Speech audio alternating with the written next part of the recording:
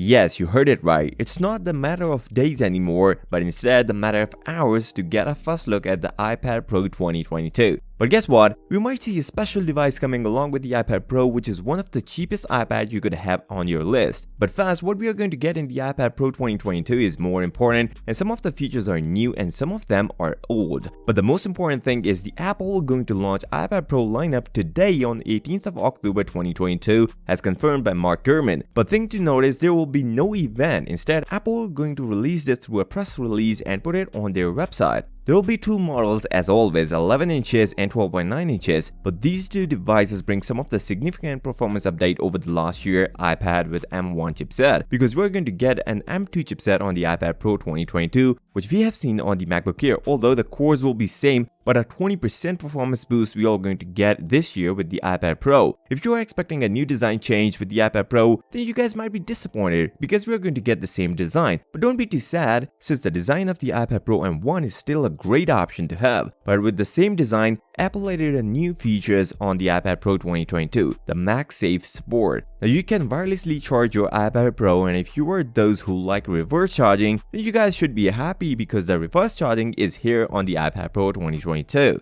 The price could be a make or break deal, where iPad Pro 2022 11 inches will cost you around $899 just like the last year, and $1,099 on the 12.1 inches for entry level. But if you want to max out the specs, the price will go up to $2,199 for 2TB version, as these prices are for the US markets, and European market might see a small jump increase in the prices. A special entry in the iPad lineup would be iPad 10th generation, the cheapest among all. But guess what? This could be the most biggest change to this generation of iPad from its predecessor, where we will see a USB Type-C support along with a similar design just like the iPad Pro, no home button. Instead, they'll put a Touch ID in the power button, a new A14 Bionic chipset with the 10.5 inches display, and a support for a landscape FaceTime camera. And you guys might be shocked with the price, just $329. As per reports, but European markets might see a price jump due to inflation. The new iPad OS 16.1 is also coming the next week, as it was delayed due to the bugs and working with the stage manager, but you guys might see an update on your older iPads in the next week. Some people might be disappointed to hear that we are not going to get a mini LED display on the smaller iPad Pro 11 inches. As per previous reports, it was coming, but Roshan confirms it is not going to happen this year. If you guys are curious about which one is the best, watch Ultra or watch Series 8, then you guys should check this video. I'll see you next time. Till then, peace out.